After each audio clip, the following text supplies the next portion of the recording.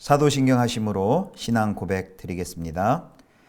전능하사 천지를 만드신 하나님 아버지를 내가 믿사오며 그 외아들 우리 주 예수 그리스도를 믿사오니 이는 성령으로 잉태하사 동정녀 마리아에게 나시고 본디오 빌라도에게 고난을 받으사 십자가에 못 박혀 죽으시고 장사한 지 사흘 만에 죽은 자 가운데서 다시 살아나시며 하늘에 오르사 전능하신 하나님 우편에 앉아 계시다가 저리로서 산자와 죽은 자를 심판하러 오시리라.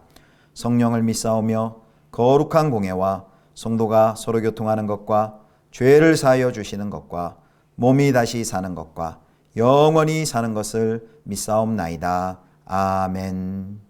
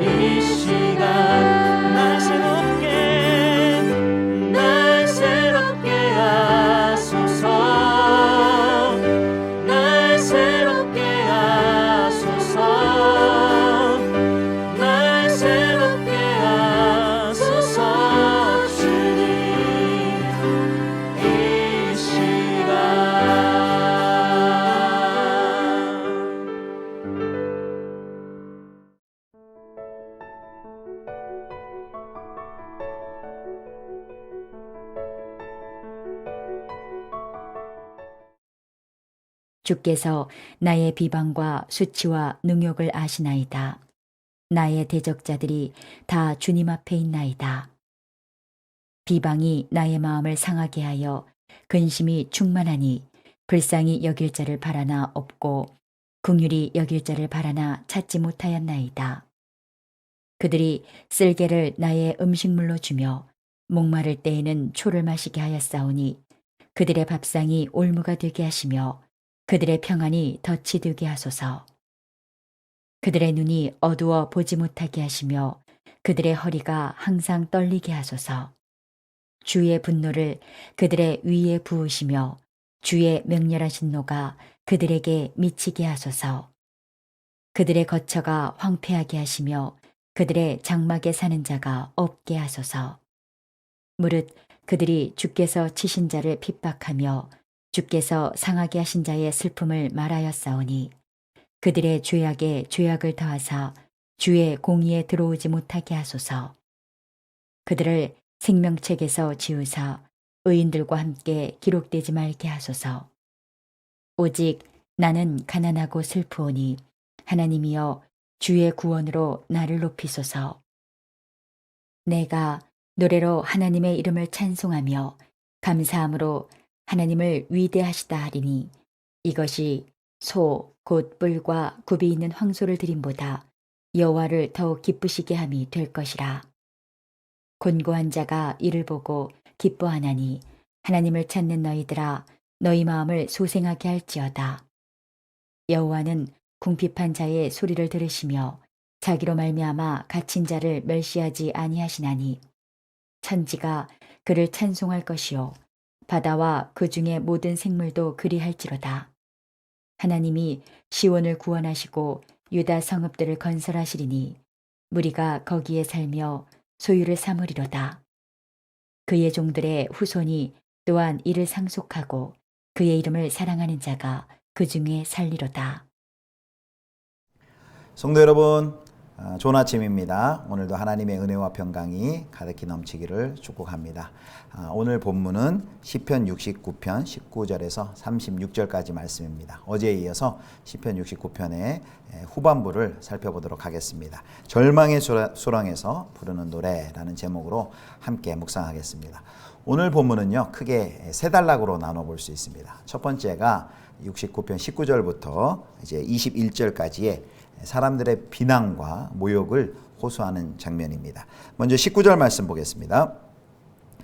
주께서 나의 비방과 수치와 능욕을 아시나이다. 나의 대적자들이 다 주님 앞에 있나이다. 시인, 즉 왕은요, 비난과 수치를 하나님께 호소하며 나아갑니다. 왕은 비난 때문에 몸도 마음도 크게 상해 있습니다. 그리고 완전히 고립되어 있습니다. 20절 이어서 보겠습니다. 비방이 나의 마음을 상하게 하여 근심이 충만하니 불쌍히 여길 자를 바라나 없고 긍휼히 여길 자를 바라나 찾지 못하였나이다.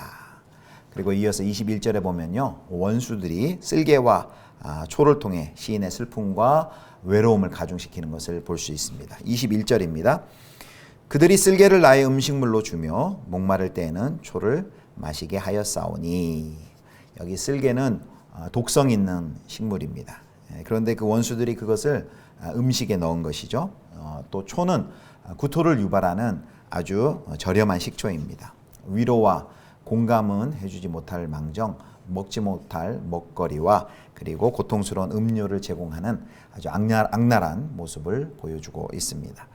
왕이 겪는 고난은 참 가슴이 아픕니다. 여기 21절의 이 말씀은 예수님의 십자가에서 되올리죠. 그래서 왕이신 예수님께서도 직접 수치와 능욕을 당하셨고 쓸개탄 포도주를 받으셨습니다. 마태복음 27장 34절에 보면 나와 있죠.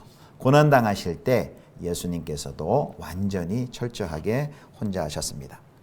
이제 오늘 두 번째 단락은요, 22절부터 28절까지인데요. 이제 왕은 모욕하는 자들을 향해 파멸과 저주를 기원합니다.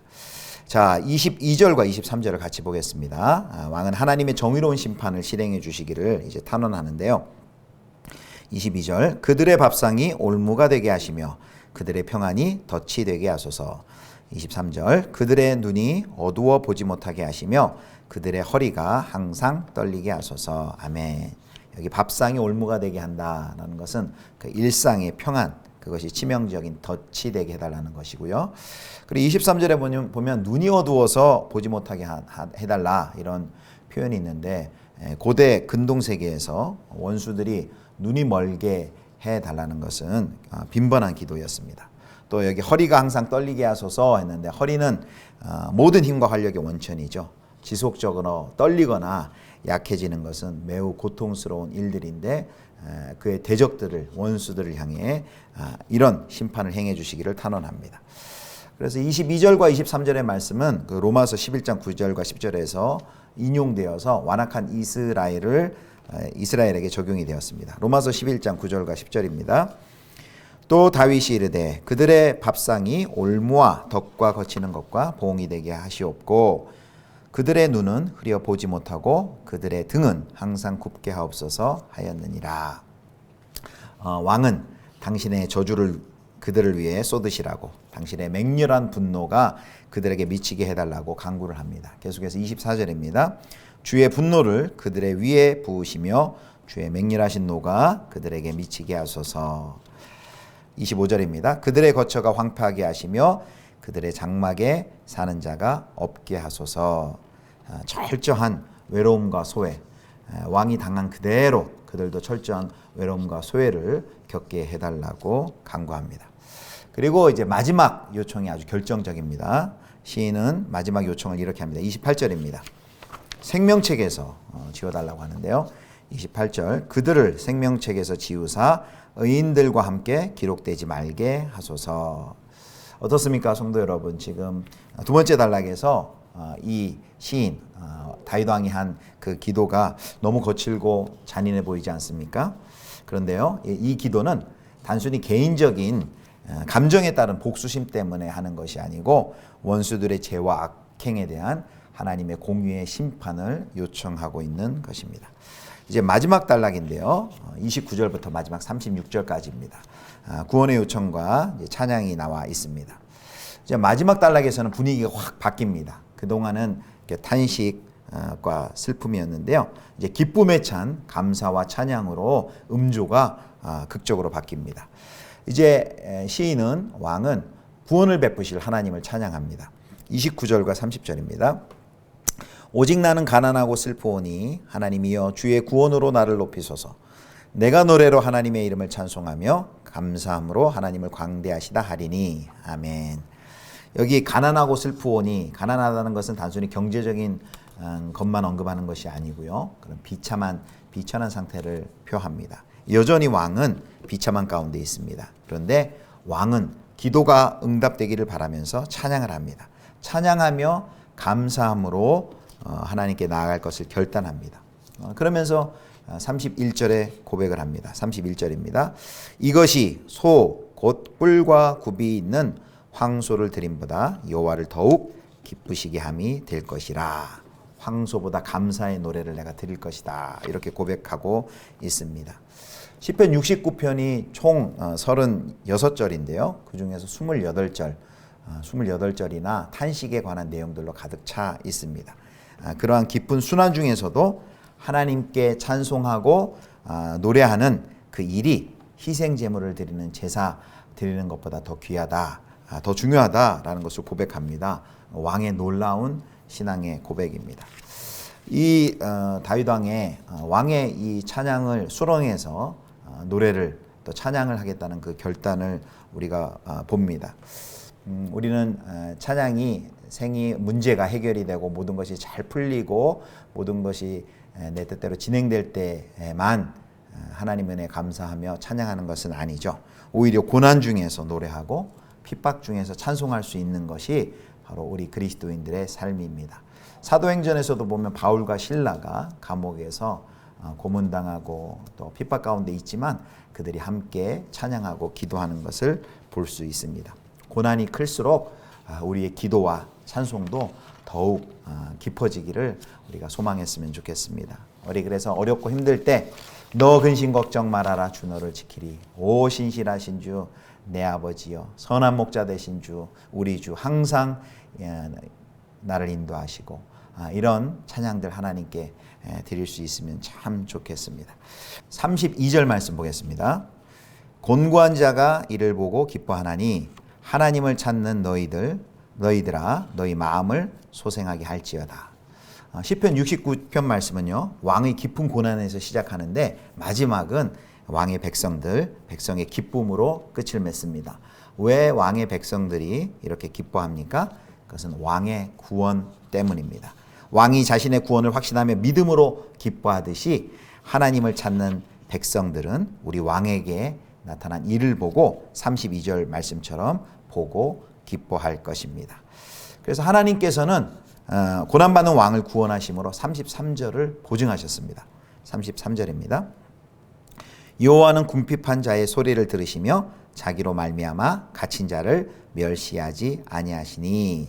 왕을 믿고 따르는 자는 그로 인하여 수치를 당하지 않을 것입니다. 그리고 왕이 높아지셨기 때문에 왕의 백성들도 번성하게 될 것입니다. 그리고 35절처럼 그가 구원하시고 건설하신 도성에 영원히 거하게 될 것입니다. 자, 35절 36절입니다. 하나님이 시온을 구원하시고 유다 성읍들을 건설하시리니 무리가 거기에 살며 소유를 삼으리로다. 그의 종들의 후손이 또한 이를 상속하고 그의 이름을 사랑하는 자가 그 중에 살리로다. 아멘. 왕은 자신과 신앙 공동체뿐만 아니라 하늘과 땅도 그분을 찬양하고 바다도 거기에 기어다니는 모든 생물도 찬양하도록 초대합니다. 우주적인 찬양으로 초대하는 것이죠. 자, 34절 보겠습니다. 천지가 그를 찬송할 것이요 바다와 그 중에 모든 생물도 그리할지로다. 아멘. 하늘과 땅이라는 것은 이제 우주를 의미하는데요. 무주적 차원의 구원, 또 우주적 차원의 찬양을 선포합니다. 자, 묵상 정리하도록 하겠습니다. 자, 어제도 살펴보았지만 이 시편 69편의 고난받는 왕의 마음은 예수님의 상한 마음에서 성취가 됩니다. 그래서 이 시편 69편의 이 왕의 고난은 예수님의 고난의 예표라고 했습니다. 그래서 왕의 고뇌에서 우리는 예수님의 고뇌를 보게 됩니다. 예수님은 우리의 대표자로서 싸움을 싸우셨습니다. 왕은 자신의 의로움을 위하여 간절히 부르짖는데 이것은 예수님의 부활에서 성취되고 그리고 그분의 재림에서 완성이 됩니다. 그러므로 하나님의 온 백성과 그리고 온 우주가 바로 왕이신 그 예수 그리스도께서 나타나신 이 일을 보고 창조자 하나님을 찬송하는 것입니다. 사랑하는 성도 여러분, 바로 저와 여러분이 이 왕의 백성의 기쁜 결말 해피엔딩으로 초대를 받았습니다. 우리 앞장서서 싸우시는 대장 대신 왕이신 우리 주 예수 그리스도를 기억하고 그 왕이신 예수 그리스도를 온전히 따를 때 우리에게도 참 기쁨과 그리고 참된 승리를 경험하게 되는 것입니다. 사랑하는 우리 모든 성도 여러분이 왕이신 예수님을 온전히 따르는 귀한 믿음의 역사가 있기를 주님의 이름으로 축복합니다. 기도하시겠습니다. 하나님 아버지, 온갖 비난과 수치와 비참함에서 구원하시고 부활의 영광으로 우리를 초대해 주심을 감사드립니다. 왕의 백성답게 하나님의 이름을 찬양하며 감사하며 살게 하옵소서. 우리 주 예수 그리스도의 이름으로 기도드립니다. 아멘. 주님 가르쳐 주신 기도하겠습니다. 하늘에 계신 우리 아버지여, 이름이 거룩히 여김을 받으시오며 나라의 임하옵시며 뜻이 하늘에서 이룬 것 같이 땅에서도 이루어지이다. 오늘날 우리에게 일용할 양식을 주옵시고 우리가 우리에게 죄 지은 자를 사하여 준 것 같이 우리 죄를 사하여 주옵시고 우리를 시험에 들게 하지 마옵시고 다만 악에서 구하옵소서. 대개 나라와 권세와 영광이 아버지께 영원히 있사옵나이다. 아멘.